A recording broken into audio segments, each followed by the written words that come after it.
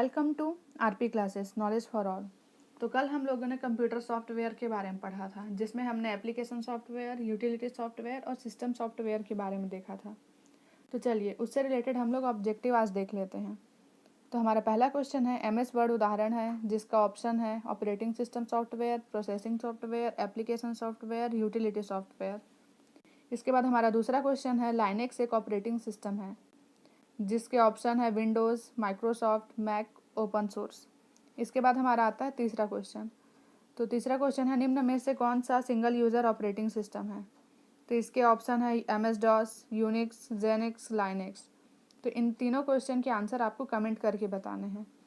तो चलिए हम लोग अपना स्टार्ट करते हैं आज का ये लेक्चर। तो आज हम लोग पढ़ेंगे डाटा कम्युनिकेशन के बारे में। तो डाटा कम्युनिकेशन होता क्या है? कोई भी इंफॉर्मेशन या मैसेज है उसको हम लोग अपने कंप्यूटर के थ्रू किसी दूसरे कंप्यूटर में भेजते हैं, या कोई हमें भेजता है, मतलब हम उसको रिसीव करते हैं। तो जो भी ये इन्फॉर्मेशन और मैसेज का जो आदान प्रदान होता है, शेयरिंग होता है, इसी को ही डाटा कम्युनिकेशन बोलते हैं।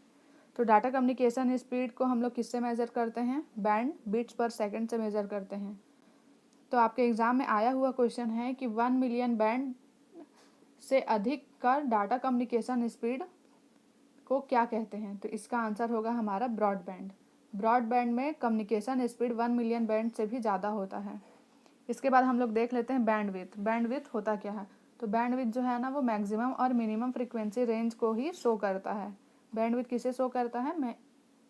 मैक्सिमम और मिनिमम फ्रीक्वेंसी रेंज को। इसके बाद हम लोग देख लेते हैं डेटा कम्युनिकेशन के एलिमेंट्स। तो हम लोग डाटा कम्युनिकेशन के लिए कौन कौन से एलिमेंट नेसेसरी होता है वो देख लेते हैं। तो हमारा होता है सेंडर होता है, रिसीवर होता है, मैसेज होता है, मीडियम होता है, प्रोटोकॉल होता है। तो सेंडर क्या है? जो मैसेज भेजता है वो सेंडर होगा। किसके थ्रू मैसेज भेजता है? ट्रांसमीटर के थ्रू। इसके बाद हमारा होता है रिसीवर। रिसीवर क्या है? जो मैसेज रिसीव करेगा। इसके बाद हमारा आता है मैसेज। मैसेज क्या होता है? जो भी हम लोग ट्रांसमिट करते हैं डाटा, वो मैसेज रहता है। वो चाहे टेक्स्ट हो सकता है, इमेज हो सकता है, ऑडियो हो सकता है, वीडियो हो सकता है। इसके बाद हमारा आता है मीडियम। तो मीडियम क्या है? ये एक फिजिकल पाथ होता है। इसमें हम लोग जो भी मैसेज सेंड करते हैं जिस पाथ के थ्रू, वो मीडियम कहलाता है। जैसे कि कोएक्सियल केबल या टेलीफोन लाइन या ऑप्टिकल फाइबर, कुछ भी हो सकता है इसमें से। इसके बाद हमारा आता है प्रोटोकॉल। प्रोटोकॉल क्या होता है? ये जनरली ना रूल्स एंड रेगुलेशन का ग्रुप होता है। इसी के थ्रू ही डाटा कम्युनिकेशन को हम लोग कंट्रोल करते हैं। तो देखिए आप इसका ब्लॉक डायग्राम देख लीजिए। ये देखो ब्लॉक डायग्राम, ये हमारा सेंडर है, यहाँ ये मीडियम है, जिस भी मीडियम से हम लोग सेंड करते हैं मैसेज रिसीवर को। तो आप देख रहे होंगे ये सेंडर में रूल 1, रूल 2 ऐसे करके रूल n तक है। तो ये जो हमारा रूल रहता है सेंडर एंड में, वो भी प्रोटोकॉल कहलाता है। रिसीवर एंड में भी ऐसे ही आपका बना हुआ है। तो चाहे सेंडर हो या रिसीवर, जहाँ भी वो जो रूल्स एंड रेगुलेशन बने रहते हैं, ये हमारा प्रोटोकॉल कहलाता है। इसके थ्रू हम लोग डाटा कम्युनिकेशन को कंट्रोल करते हैं। इसके बाद हम लोग देखते हैं मेथड ऑफ डाटा कम्युनिकेशन। तो डाटा कम्युनिकेशन के डिफरेंट मेथड हैं, तो इसको हम लोग देख लेते हैं। तो हमारा सबसे पहला है सिंप्लेक्स मेथड।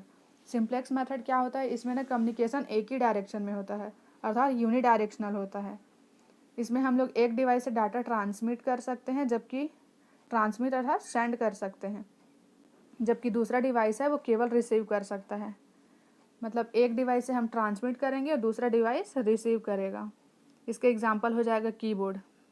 कीबोर्ड से हम लोग डाटा ट्रांसमिट कर सकते हैं, मतलब सेंड कर सकते हैं। इसके बाद हमारा दूसरा है हाफ डुप्लेक्स मेथड। ये इसमें क्या होता है कि इसमें कम्युनिकेशन दोनों डायरेक्शन में होता है, अर्थात दोनों डिवाइस डाटा ट्रांसमिट और रिसीव कर सकते हैं, लेकिन एक समय पर एक ही करेगा। मतलब जैसे आप वॉकी टॉकी इसका एग्जांपल है, आप देखे होंगे, एक बोलते हैं उसके बाद ओवर करते हैं, उसके बाद दूसरा बोलता है। दोनों एक एट अ टाइम एक साथ नहीं बोल सकते। तो ये हमारा हाफ डुप्लेक्स मेथड का एग्जांपल हो गया। इसके बाद आता है फुल डुप्लेक्स मेथड। इसमें क्या होता है? हम लोग कम्युनिकेशन दोनों डायरेक्शन से होता है। देखो हाफ डुप्लेक्स में भी कम्युनिकेशन दोनों डायरेक्शन से होता है, फुल डुप्लेक्स में भी कम्युनिकेशन दोनों डायरेक्शन से होता है। लेकिन बेसिक डिफरेंस इसमें क्या है कि हाफ डुप्लेक्स में एक समय में एक ही हो पाएगा। मतलब या तो सिर्फ आप ट्रांसमिट कर सकते हैं, या तो आप सिर्फ रिसीव कर सकते हैं। दोनों एक साथ नहीं हो सकता। लेकिन फुल डुप्लेक्स में दोनों एक साथ हो सकता है एक ही समय पर। जैसे आप टेलीफोन में आप एक ही टाइम पे आप बोल भी सकते हैं और आप सुन भी सकते हैं। अगर आप रिसीवर हैं या सेंडर हैं, जो भी हैं। तो ये हो गया हमारा मेथड ऑफ डाटा कम्युनिकेशन। तो इसका ब्लॉक डायग्राम देख लीजिए। सिंप्लेक्स में देखिए ए से हम लोग बी को मैसेज सिर्फ सेंड कर सकते हैं, और ये हमारा हाफ डुप्लेक्स देख लीजिए। ए से भी बी में भी सेंड करते हैं, चाहे तो बी से ए में भी सेंड कर सकते हैं। और ये फुल डुप्लेक्स देख लीजिए। फुल डुप्लेक्स में दोनों एक साथ कर सकते हैं, आप ए से बी में, बी से ए में, दोनों एट अ टाइम कर सकते हैं। तो ये हो गया हमारा मेथड ऑफ डाटा कम्युनिकेशन। इसके बाद तो अब हम लोग देखते हैं नेटवर्क। तो नेटवर्क होता क्या है? तो आपस में जुड़े हुए कंप्यूटरों का समूह जिनके मध्य इंफॉर्मेशन और डाटा का शेयर होता है, नेटवर्क है। तो नेटवर्क क्या है? कंप्यूटर का समूह है जिसको हम लोग आपस में जोड़ते हैं और इनके बीच हम लोग इंफॉर्मेशन और डाटा का शेयर करते हैं। तो ये हो गया हमारा नेटवर्क। और जितने भी कंप्यूटर नेटवर्क से जुड़े होते हैं ना, उन्हें हम लोग टर्मिनल या नोड बोलते हैं। टर्मिनल या नोड किसे कहते हैं? नेटवर्क से जुड़ा हुआ कंप्यूटर को बोलते हैं। तो इसके बाद हम लोग देख लेते हैं टाइप ऑफ नेटवर्क। तो सबसे पहले हम देखेंगे पैन। पैन क्या है? Personalised area network. Personalised area network का क्षेत्र है बहुत कम होता है। जनरली इसका रेंज जो है 10 मीटर होता है। तो इसके एग्जांपल क्या हो गया हमारा? ब्लूटूथ। ब्लूटूथ का रेंज आप जानते ही हैं बहुत कम होता है। जहाँ पे भी आपका जो डिवाइस है, चाहे कंप्यूटर हो या टेलीफोन हो, मोबाइल फ़ोन हो, तो उससे हम लोग 10 मीटर के रेंज में ही कनेक्ट हो पाते हैं। तो ये हो गया हमारा पैन। इसके बाद हम लोग देखते हैं लैन। लैन का फुल फॉर्म है local area network. Local area network का यूज़ स्थानीय क्षेत्रों में उपयोग के लिए किया जाता है, जैसे कि हमारा स्कूल है, ऑफिस है, कॉलेज है। तो इसका रेंज हमारा 10 से 100 से 1000 मीटर होता है। तो इसका एग्जांपल आप समझ गए होंगे क्या होगा? वाईफाई। तो ये हो गया हमारा लैन। लैन को हम लोग ईथरनेट भी कहते हैं। लैन को हम लोग ईथरनेट भी बोलते हैं। इसके बाद आता है हमारा मैन। मैन क्या है? Metropolitan area network. Metropolitan area network, इसका उपयोग पूरे शहर में किया जाता है, मतलब किसी एक शहर में, उस शहर के एरिया में संचार के उपकरण को जोड़ने के लिए किया जाता है। इसमें हम लोग 2 या 2 से अधिक लैन को आपस में जोड़ देते हैं। तो ये मैन हो गया। मैन का रेंज कितना होता है? 50 से 70 किलोमीटर होता है। कितना होता है? 50 से 70 किलोमीटर। इसका एग्जाम्पल है हमारा वाई मैक्स। इसका एग्जाम्पल क्या है? WiMAX. इसके बाद आता है हमारा वैन। वैन क्या है? Wide area network. वैन क्या है? Wide area network. इसका उपयोग व्यापक क्षेत्र के लिए किया जाता है। व्यापक क्षेत्र अर्थात इसकी कोई सीमा ही नहीं होती, अर्थात ये पूरे विश्व में उपयोग किया जाता है। इसका उदाहरण है इंटरनेट। इंटरनेट किसका उदाहरण है? वैन का। वाइड एरिया नेटवर्क का उदाहरण है इंटरनेट। अब हम लोग देख लेते हैं इंटरनेट होता क्या है। तो इंटरनेट क्या है? विश्व का आपस में जुड़ा नेटवर्क इंटरनेट है। विश्व का आपस में जुड़ा नेटवर्क ही इंटरनेट है। इंटरनेट का फुल फॉर्म क्या है? International network. इंटरनेट के पिता, फादर ऑफ इंटरनेट, विंटो कर्क को बोलते हैं। फादर ऑफ इंटरनेट विंटो कर्क को कहते हैं। आपको मैंने पहले ही लेक्चर में बताया था कि विश्व में इंटरनेट का पहला प्रयोग कब किया गया था और किसके द्वारा किया गया था, और उसका नाम क्या था। तो मैंने बताया था कि अमेरिका के रक्षा विभाग द्वारा इंटरनेट का पहला प्रयोग किया गया था, जिसका नाम अर्पानेट था। और कब किया गया था? 2 दिसंबर को। 2 दिसंबर 1969 को। तो इसीलिए ही 2 दिसंबर को हम लोग कंप्यूटर लिटरेसी डे मनाते हैं। तो आप इसमें अर्पानेट का फुल फॉर्म मुझे कमेंट करके ज़रूर बताइएगा। इंटरनेट हम लोग इंटरनेट का यूज़ करते हैं, उसका जो सर्विस है वो हमको मिलेगा कैसे? तो उसके लिए क्या होता है कि कंप्यूटर जो है ना हमारा, इंटरनेट सर्विस प्रोवाइडर से जुड़ा होता है, और इंटरनेट से हम लोग कनेक्ट होकर के इंटरनेट के थ्रू जो भी हम लोग सर्विसेज प्राप्त करते हैं या फिर उसका जो भी यूज़ करते हैं, वो हमारा क्लाउड कंप्यूटिंग कहलाता है। तो क्लाउड कंप्यूटिंग क्या होता है? इंटरनेट से कनेक्ट होकर इंटरनेट सर्विस का यूज़ करना क्लाउड कंप्यूटिंग है। इसके बाद हम लोग, जैसे हमारा होम कंप्यूटर है, उसको इंटरनेट से कनेक्ट करते हैं, तो उसके लिए हम लोग को क्या की आवश्यकता होती है? मॉडेम की आवश्यकता होती है। तो मॉडेम क्या होता है? मॉडेम अर्थात मॉड्यूलर डीमॉड्यूलेटर। यह क्रमशः डिजिटल को एनालॉग और एनालॉग को डिजिटल में कन्वर्ट करता है। मॉडेम क्या होता है? एनालॉग को डिजिटल और डिजिटल को एनालॉग में कन्वर्ट करता है। इसके बाद हम लोग देख लेते हैं नेटवर्क टोपोलॉजी के बारे में। तो नेटवर्क टोपोलॉजी है क्या? तो कंप्यूटर को नेटवर्क में जोड़ना ही नेटवर्क टोपोलॉजी कहलाता है। हम लोग कंप्यूटर को नेटवर्क में जिस टाइप से भी जोड़ सकते हैं वो हमारा नेटवर्क टोपोलॉजी है। ये बेसिकली 5 प्रकार का होता है। क्या क्या होता है? बस topology, star topology, mesh topology, tree topology, ring topology. तो सबसे हम लोग पहले हम लोग देखते हैं बस टोपोलॉजी। तो बस टोपोलॉजी क्या है, आप ये डायग्राम देख रहे हैं, इसमें जितने भी कंप्यूटर है वो मेन ट्रांसमिशन लाइन से जुड़ा हुआ है। तो हम लोग इसमें कंप्यूटर, जो भी कंप्यूटर नेटवर्क से जुड़ा होता है उसको क्या बोलते हैं, नोड्स।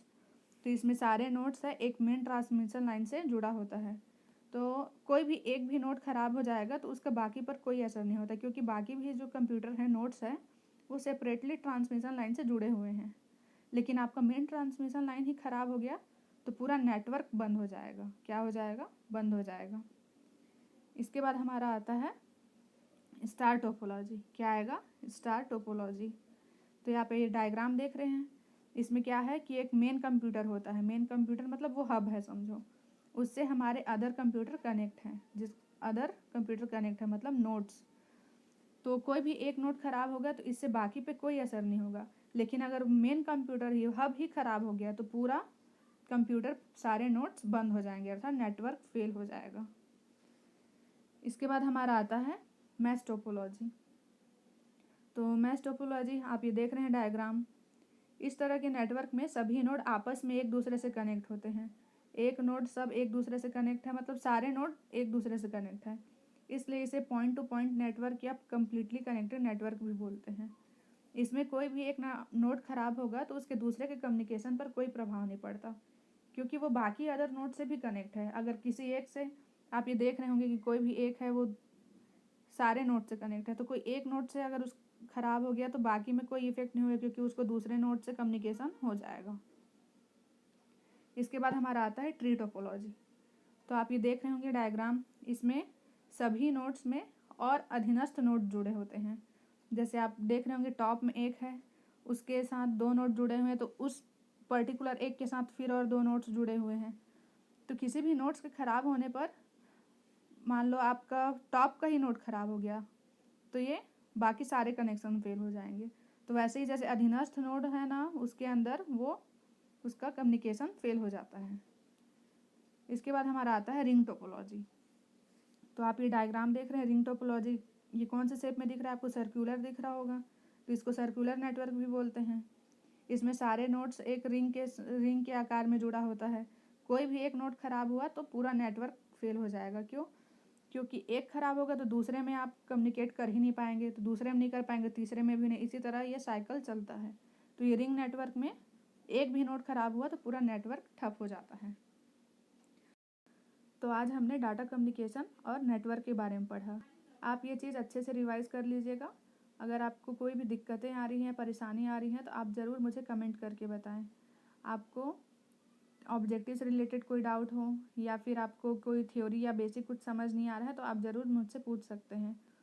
तो आपको वीडियो पसंद आया हो तो लाइक, शेयर एंड सब्सक्राइब ज़रूर करें। Thank you.